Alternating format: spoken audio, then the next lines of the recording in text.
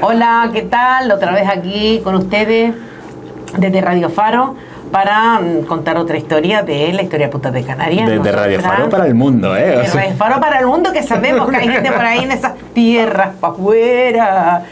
Y estamos, eso es una canción canaria. Estamos aquí, Dieguito Flores. Hola. Y yo, Carmen Valido. Carmita, ¿qué tal? Ay, que me quería adelantar. ¿Sabes lo que se nos olvidó las semanas pasadas hablar? Que hablamos del apagón. Se nos habló hablar de la muerte del Papa Francisco. Ay, el Papa, ¿verdad? Ay, pero mira, Papa, ya en esta tarde que vamos a hablar de brujas. De brujería, y para eso hablamos del brujo mayor. Y de folclore. Bueno, es que el rollo de Papa Cardenal es muy de folclórica también. Por eso te digo, de bruja a lo mejor no, yo no me atrevo al hombre de decirle nada malo porque no lo conocí, pero por lo menos de folclore sí. Porque he visto la película Cónclave. Ay, yo tengo ganas, ¿la recomiendas? Sí, totalmente. Totalmente, si quieres, yo tengo filming. No, pues, se viene sesión de cine con... Me la he visto 3 veces, ¿eh? No, pues, no. Porque la primera vez me la vi saltando para acá, para allá, la segunda vez intenté tener y la tercera vez la vi con gente en mi casa, porque si no yo no me siento a verla fotograma a fotograma. Pero entonces es buena. Muy buena, pero muy buena en todo, no solamente el guión, sino muy buena, muy bien interpretada, respetando toda la parafernalia de ellos, porque es una parafernalia, pero... Con todos sus rituales que... Todos sus rituales. En otro contexto podrían ser rituales de brujería perfectamente. Entiendo, sí, que ahora entiendo por qué tardan tanto los cónclaves, por qué tardan tanto... Cada uno se tiene con 70 y pico de años, 60 y pico, porque tiene que tener menos de 80 para entrar a votar y ser elegible. Entonces se levantan, lo apuntan con tranquilidad, buena letra. Se levanta, van por aquel pasillo, llegan allí, tienen que hallar un rezado en latín, abren, lo ponen, vuelven otra vez a su sitio. Entonces cuando se levanta el otro son ya así 135, tú imagínate, ponle 5 minutos por cardenal, que una votación es casi un día electoral en España. Yo iba a decir, se nos pasaba una era, pero no, en verdad. No, esto sigue igual, mija. Pero bueno. ¿De qué vamos a hablar hoy? No vamos a hablar de papas, aunque un día podríamos hablar de la relación de los papas y Canarias, porque también es interesante. Lo notamos por ahí. Sí. Pero lo que vamos a hablar hoy es de un tema que es de mis temas favoritos del mundo mundial, en verdad, y poco lo hemos tocado aquí, que es folclore. Y sobre todo el folclore relacionado con las brujas aquí en las islas.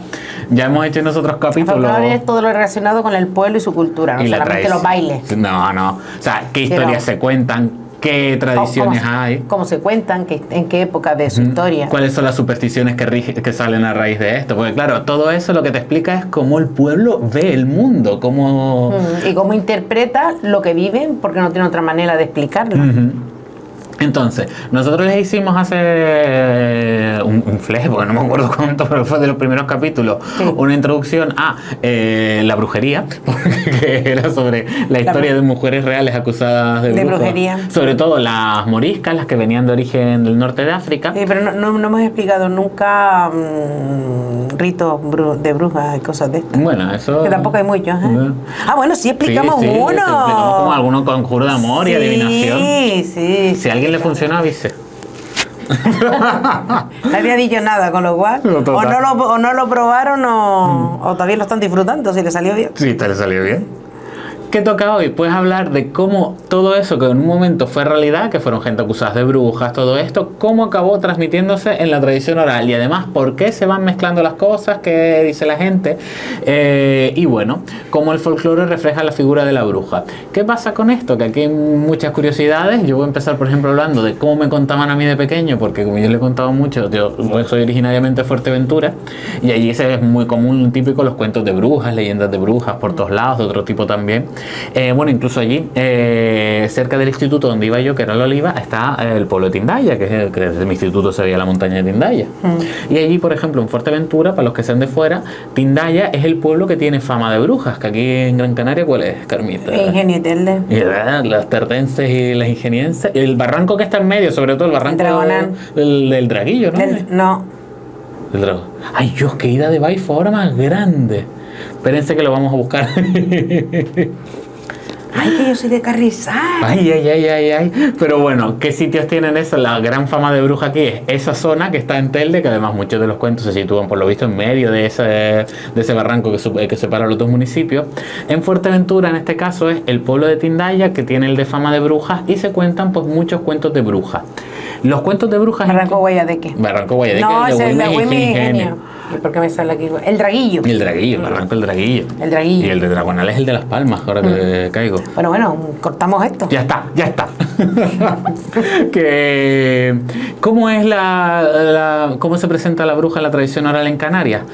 No es la idea esta que ustedes piensen de bruja demoníaca, No. de una mujer que va a hacer daño a alguien, sino que en la tradición oral suele representarse a veces como un papel de persona pícara, o en algunas ocasiones pues que pasa algún suceso un poco misterioso, pero tampoco... Entre otras cosas, porque aquí hay una creencia en que todo el daño que tú haces te viene devuelto por 10 o algo así. Entonces, claro, que hay gente que se dedicara en su momento a hacer daño, seguro que lo habría, pero que normalmente la gente tenía miedo con eso e intentaban no...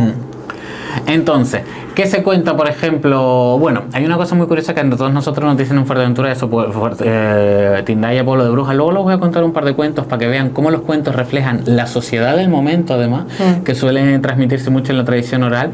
Pero que otra cosa que nos cuentan, que esto aquí voy a spoilear, un secreto masivo, lo sabe la gente de Fuerteventura, que es que cuando vas creciendo y te vas haciendo más adultillo, lo que te cuentan muchas veces es que las mujeres en Tindaya no es que fueran brujas, sino que muchas veces cuando querían salir de casa sin que nadie les molestase por la noche, ir a hacer sus cosas, que sus cosas podría ser de todo en la vida, pues se ponían una sábana blanca y con el viento que siempre hay allí. Yo creo que lo hacían a propósito para que les cogiera miedo. Yo total, y me encanta la idea. Sí, ¿eh? Eso es lo que dice la tradición popular. Luego que sea verdad que pasó, no, o sea, vamos.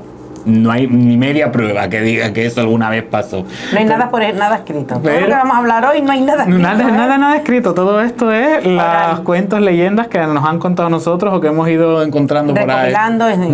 Bueno, eso sí lo hemos leído. Sí. Lo que no hemos leído es el hecho en hechos históricos y tal. Pero era eso, que es la figura de la mujer con una figura etéreo, vaporoso blanco a su alrededor. Y eso se ha quedado muy relacionado con algunas anécdotas de personas que dicen en Canarias que han tenido vivencias con las brujas.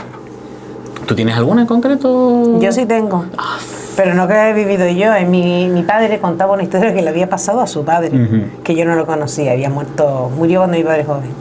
Y era el padre de mi padre, que se llamaba Gregorio Vitoriano Valido, no me acuerdo el segundo apellido. Resulta que por lo visto ellos eran de la Breña, y todavía son, porque hay parte de la familia por lo visto arriba en la Breña, cazadores.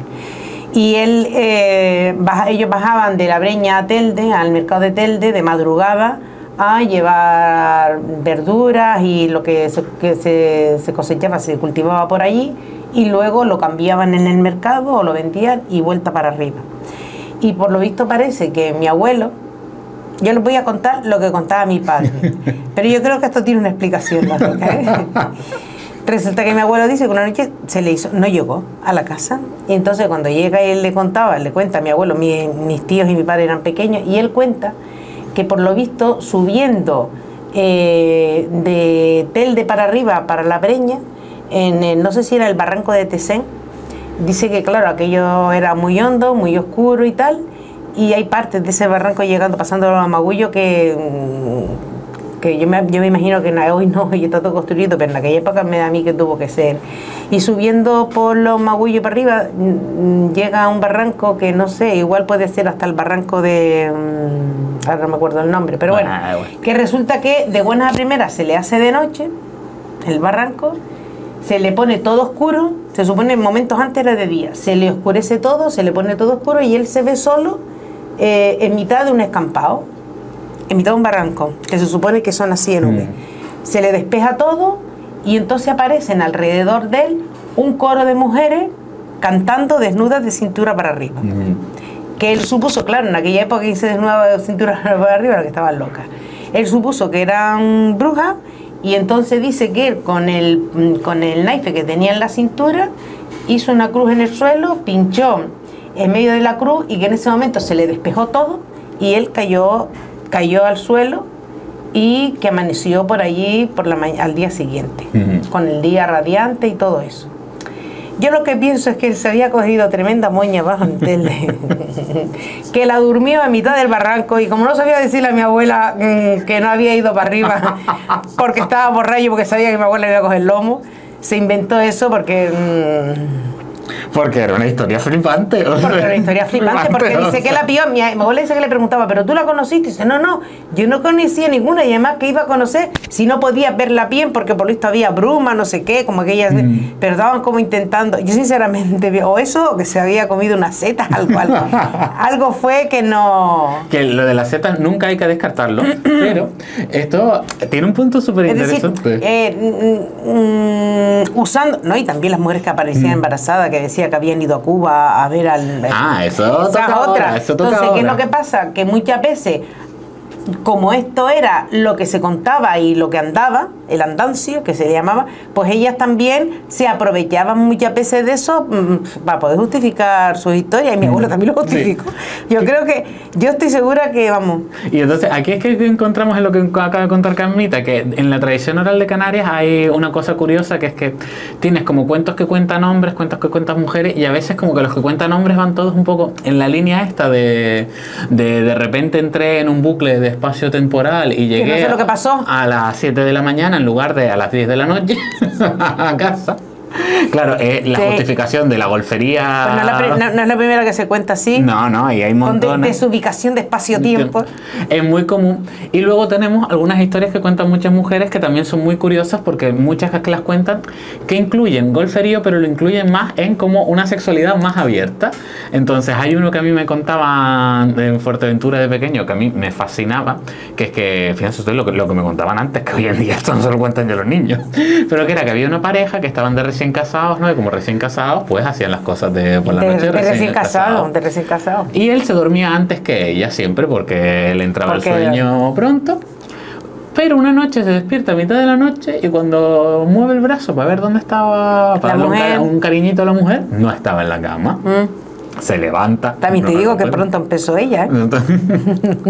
Se levanta, no estaba, la busca, sale de la casa, la llama, no la encuentra por ningún sitio y dice, claro, se queda rayado, tal, esperando en la cama, se acaba durmiendo. Y en la mañana siguiente, cuando él se despierta, la mujer al lado y le dice, ¿dónde estabas? Y ella, como que ¿dónde estaba? Estaba aquí en la cama contigo. Y él, Y mamá de esa. Que tú quieres jugar conmigo. Entonces, esa noche él, después de volver a hacer sus cosas, se finge dormido para ver por el rabillo del ojo lo que hacía la señora. Y la señora, por lo visto, se untaba un ungüento en los brazos y decía un conjuro que era arriba, arriba, sin Dios ni Santa María. No sé si alguna vez lo has escuchado esto. Te lo he oído a ti. A mí, yo lo he escuchado a más gente, que luego también la forma para aterrizar era, por lo visto, abajo, abajo, con el diablo y el carajo. Que es interesante. Si el carajo pesa, claro, te baja. Total. Pero bueno, ella dice eso, arriba, arriba, sin Dios ni Santa María, sale volando por la ventana, el marido flipa en colores. Jolín. Yo lo entiendo. Hombre, claro, yo también hubiera flipado. Se unta, él luego decide irse. Mira que la madre de él le decía, esa tía es una bruja, ¿eh? Eso es una bruja. Efectivamente, aceptó. Pues claro, él la sigue, o sea, dice, se unta la misma vaina, dice el mismo conjuro, sale disparado, vuela, aterriza en un llano ahí rodando, se levanta y de repente se encuentra rodeado de mujeres desnudas bailando. Mira cómo conectan. Igual eso le pasó. Mira tú qué casualidad que le pasó. Las cosas. Entre ellas encuentra a la mujer y le dice, oye, ¿qué haces tú aquí? Y la mujer le dice, no, perdona, ¿qué haces tú aquí? Claro. O sea, tú eres el que no estás invitado. Y empiezan a discutir hasta que al final le dice, mira, nos vamos a casa, que esto es brujería, hablamos allí. Y ella, no. Esto me da a mí que brujería. Esto hoy una sospecha. Y ella le dice, no, tú has venido aquí sin que nadie te invitara, así que si te quieres marchar no tienes que dar un beso en el culo a todas. Y colorín colorado. Ese cuento se acabó. A mí me lo han contado también después más grande diciendo, y le di un beso en un sitio que no era la cara. Tú ahí te quedas culo? Como, bueno, no, y tampoco el culo, ¿sabes? Vale. Que tú ya te quedas como porque claro, uno cuando escucha la palabra cuento por culpa de Disney piensa en historias infantiles, pero es que la tradición oral tiene historias para todas las edades. Un cuento es algo que te entretiene. Entonces, ¿qué encontramos aquí? Que muchas veces los que cuentan también las mujeres tienen un poco esa parte de la picardía, y rescatando lo que dijo antes Carmita sobre aquellas mujeres que decían que habían volado a Cuba y habían vuelto embarazadas, es que aquí se encuentran muchos cuentos de la tradición popular en Canarias que hablan de, pues, del típico marido que se va a Cuba, se ausenta durante un tiempo, la mujer no sabe nada de él porque tuvo que emigrar por trabajo, pero es que desaparece de la faz de la tierra. Aprovechan. Pasan cosas, pero es que resulta que en algunos cuentos de la tradición popular aquí que dicen que es que la mujer resulta que era bruja. Y claro, como era bruja, vuela. Vuela, aparece en Cuba, pasa una noche de amor con el marido. Fingiendo que es otra persona. Fingiendo de otra persona y entonces se vuelve. ¿Y qué pasa? Que en muchos cuentos siempre ella suele dejar como una prueba dentro de la maleta del marido, puede ser como un bolsillo de su Rebeca o un cacho de tela de la capucha que llevaba o lo que sea, porque el marido en ningún momento la reconoce. Y cuando el marido vuelve a Canarias y la mujer va a recibirlo al puerto, se la encuentra con un bebé en brazos. Y claro que el marido, ¿pero esto qué es? No sé qué, no sé cuánto, me recibes así. Y claro, y en ese momento, en lo que se cuenta mucho en esta historia, es que ella saca la prueba de la maleta que había escondido y le suelta cualquier frase del estilo, ojito, que yo sé lo que hacía, cuándo lo hacía y con quién lo hacía, porque esa señora fui yo. Claro. Y te la envainas porque este niño es tuyo, ¿o no? No, no. No, pero te lo vas a envainar igualmente. Cuando yo era chica, un sitio muy famoso, cuando yo era chica estoy hablando, ¿vale? Estoy hablando de 50 años, que yo lo oía. Uno de los, no que tengo 50, sino de hace 50 y más, porque lo oía cuando era bastante pequeña. Y uno de los sitios más famosos de brujería era La Gomera, también, era la que tenía fama. Como siempre, las islas más, digamos, más alejadas, de las que se conoce menos, también en el Hierro, seguramente que en La Palma, las que están más... que tenían menos población en muchas ocasiones. No, y también con la brujería pasa como con la religión, es decir, ante un hecho que hoy es completamente explicable física, científicamente y tal, en aquella época, claro, al no tener conocimiento, digamos, científico, porque no había, no porque fueran ignorantes, sino que no había los adelantos que hay ahora, todo se le da una explicación. El cerebro siempre tiende a explicar lo que no entiende. Si no tiene argumentos lógicos, tiene argumentos mágicos. Y eso es trabajo del cerebro. Antes le contaba yo a Diego que nosotros en el ojo, el iris, el punto más, el iris fuera no, lo que está dentro del iris, esa zona está hueca. O sea, decía, nosotros lo que llega a nuestro cerebro es la información que recogemos alrededor de ese. Entonces tú mueves el ojo y tú no ves ningún espacio negro. ¿Por qué? Porque el cerebro ya tiene todas las imágenes de todo, de cuando tú has mirado, has cambiado, o sea, has mirado para todos lados, y él recompone esa imagen. O sea, tú tienes un espacio negro, pero él a ti no te deja ver ese espacio porque te lo rellena con una imagen. Y lo mismo hace el cerebro con la información. O sea, lo que no entendemos, él lo explica porque busca la manera mágica de hacerlo. Y yo creo que muchas de las cosas que se cuentan, bueno, salvo mi abuelo, que eso fue que se pegó la borrachera. No, pero que la historia que cuenta tu abuelo, muchas parecidas la cuentan muchas otras personas, claro, en Canarias. O sea, pero yo creo sinceramente que ellos sabían esos cuentos. Los conocía y los aplicaba de manera que explicara su historia. Pero muchas de las cosas que pasaba y de usos y costumbres era explicando, como lo que vamos a hablar dentro de un rato, de los niños, lo que se hacían con los niños recién nacidos, que claro, en aquella época había una alta mortalidad infantil. Entonces se hacía lo que fuera con tal de congraciarse con Dios, con la fuerza de la naturaleza o lo que sea, o alejar el mal, porque se pensaba que la enfermedad era un mal que acechaba y que tenía nombre. Y sobre todo porque muchas además supersticiones y tradiciones que vienen de la... O sea, cuestiones que vienen del pueblo, digamos, más llano, no aquellas cosas que están relacionadas con la burguesía, sino aquello que vivía, la gente que vivía realmente trabajaba la tierra, todas estas cuestiones. Es que ese es el pueblo que nosotros, del cual contamos la historia. Pues muchas veces pensamos, no, porque mi abuelo, mi bisabuelo contaba esta historia X, pero en realidad esa historia puede venir de mucho más atrás. Cuando decimos de mucho más atrás, es que hay historias que pueden remontarse al antiguo Egipto. Por ejemplo, la historia de la Cenicienta, hay versiones en el Egipto faraónico que contaban la historia de la Cenicienta. y por la transmisión oral se ha seguido manteniendo. Entonces, claro, algunas de estas cuestiones no es que son cuestiones que surgieron a principios de 1900, sino es que probablemente se trajeron durante la conquista y alguna quizás sobrevivió también de las tradiciones canarias del norte de África, y del norte de África con la esclavización. Con la esclavización. Que como decía Carmita, pues eso que ocurre, que cuando nació un niño había el miedo de que el niño muriera. Entonces había que protegerlo. ¿A quién se le culpaba al principio? A las brujas, que eran las que atacaban. Era como la representación del mal. Total. O sea, de que podía venir una bruja y sobre todo lo que indica la tradición popular aquí en Canarias es que le chupaban la sangre a los niños. Un poco la idea de vampiro que surgió más adelante, pero hablando de 1700, 1600, por ejemplo, no existía la idea de vampiro todavía. Todavía no, todavía Mary Shelley no la había... Ni Mary Shelley ni Bram Stoker. Bram Stoker todavía no habían hecho aquella gran reunión. No, y no habían contado todas estas cosas. Donde salieron todos esos personajes.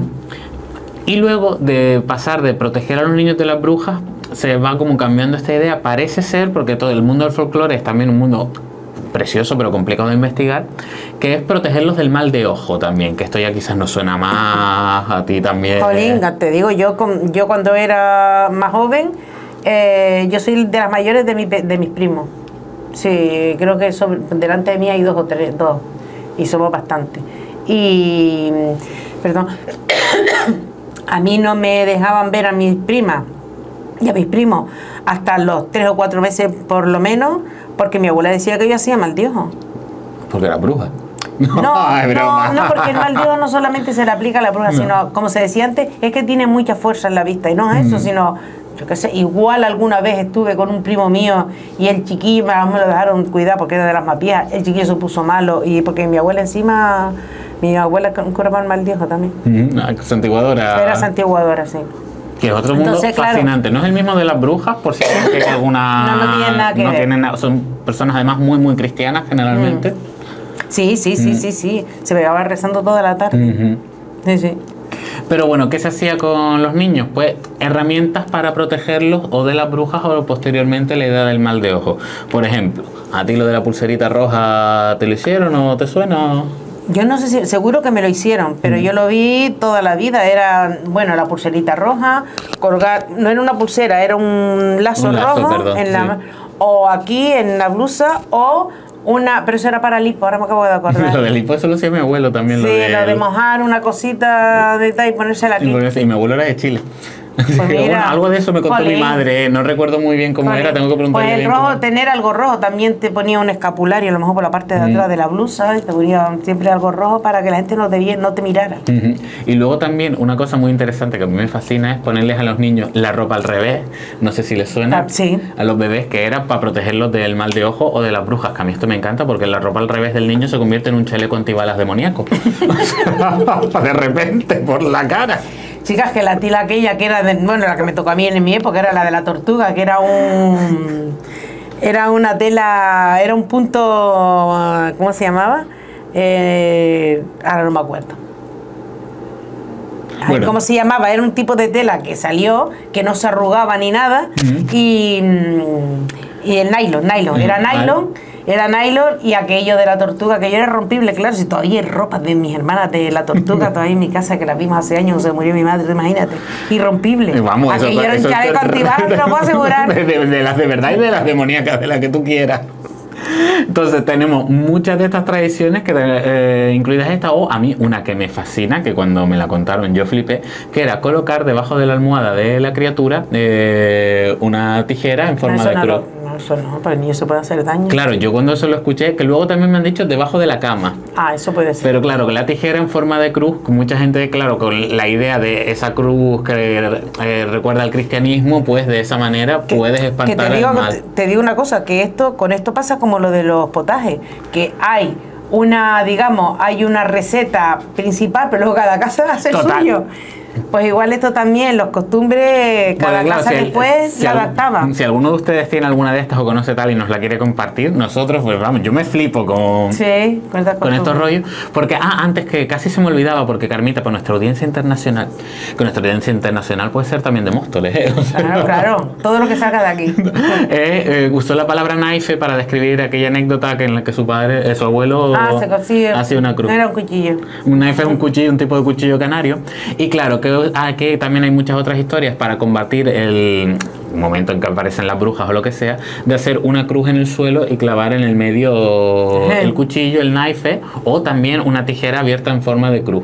Eso a mí me lo han contado también, que se hacía incluso en los cruces de caminos para evitar que en los cruces de caminos pudiera entrarte el mal de ojo de cierta manera, que yo ahí y de verdad que es algo que me he perdido muchísimo, porque digo, chacho, el mal de ojo te lo puedes lanzar hasta un camino, o sea... No, es que era para quitártelo de encima, porque... Ah, perdón, lo entendí yo mal, entonces, dime. En los cruces de camino, por ejemplo, si tú tenías... Esto lo llevo, si tú tenías una mancha en la cara o verrugas o algo de eso, pasándote por la cara un trozo de carne o de tocino, envolviéndolo en un paño y tirándolo a un cruce. O sea, no es que se te pegaran el cruce, vale, sino que para quitarte el mal de encima, lo tirabas en un cruce. Ah, vale, sí, ahora que lo dices, vale. Y claro, todo esto que parece que estamos contando aquí, Carmita y yo, como leyendas, cuentos, anécdotas fantasiosas, en verdad lo que vienen a mostrar es mucho también cómo la gente entiende el mundo y cómo busca explicación para cosas. Y cómo se defiende. Y cómo se defiende, porque claro, hay veces en momentos en que personas que viven en unas situaciones de pobreza muy importantes, pues te empiezan a pasar desgracia tras desgracia. Aparte, vives en una precariedad tan grande que es muy fácil encadenar en una desgracia detrás de otra. Entonces, claro, hay que buscarle una explicación también a eso y hay que buscar una forma también de poder atacarlo, o sea, de no quedarte quieto. De cómo romper esa mala racha, porque claro, es que si te quedas sin trabajo, si te quedas en un trabajo te quedas en paro, si estás en paro no puedes pagar el alquiler, si no pagas el alquiler te quedas en la calle, ya estás sin paro y en la calle. Si estás sin paro, si estás en el paro, en la calle... no tienes dónde quedarte, ya tienes que pedir ayuda, ya está en casa de los familiares, ya no puedes dar de comer. Es decir, una desdicha va arrastrando a las demás por lógica, pero es que lo que sufre la persona es que le están cayendo los 7 males. Entonces quieres romper con esa racha, que romper con esa racha es lo que se llama justicia social. Y es lo que se trata de dar la explicación a todo esto. Por eso en esa época en la que hablamos,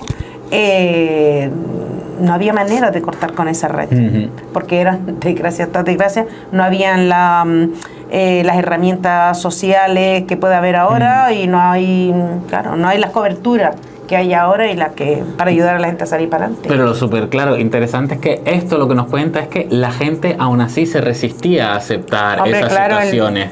Por eso muchas veces lo del folclore y la tradición oral y estas supersticiones, creas o no, eso puede ser una cuestión personal, pero lo que te viene a indicar que es súper interesante es lo que de verdad la sociedad se entendía a sí misma y cómo entendía el mundo. En plan, ¿me voy a quedar yo quieto? No, y la gana que tiene de resistir es que sí. Todo lo que pase, creamos en ello, lo que sí te da es una una fotografía de la realidad de esa sociedad.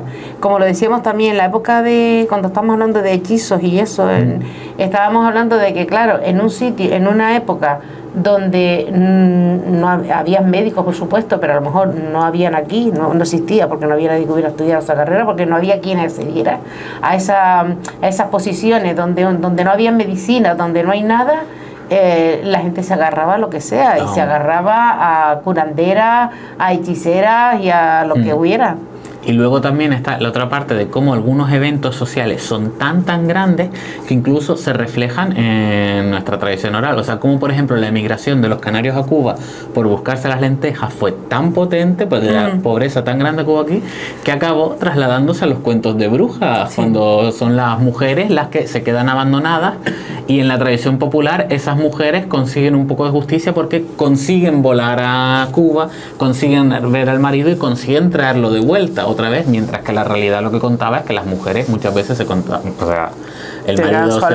quedaban solas, con un rancho de chiquillos, y cuando lograban salir para adelante, los hijos eran grandes, resulta que él venía de vuelta para que lo cuidara. Si es que volviera. Si es que volvía, perdón. Muchos volvieron, volvieron, pero hubo muchísimos que no tuvieron la oportunidad o que fundaron otra familia, que también, o sea, la casuística es enorme. Enorme, sí. Pero lo que es súper interesante en eso, por ejemplo, si ustedes alguna vez escuchan de algún familiar un cuento o una leyenda o una superstición, es muchas veces exactamente. No se quede solamente con lo que están oyendo, sino con lo que eso quiere decir y de dónde viene. O sea, de por qué la sociedad tuvo que inventar eso, claro, por qué la sociedad acabó diciendo que la ropa al revés protege a los niños de de los males o el lazo rojo. Claro. Porque es que había una mortalidad infantil tan grande, Tan alta y estaban tan indefensos que hacían lo que sea. había una necesidad muy importante Sí, de sí. poder luchar contra ello. Que en definitiva es lo que nosotros queremos, es decir, no solamente contarles el cuento, sino hacerles entender que eso es por algo. O sea, todo lo que pasa es por algo, nada es casualidad, todo es causal, por una causa.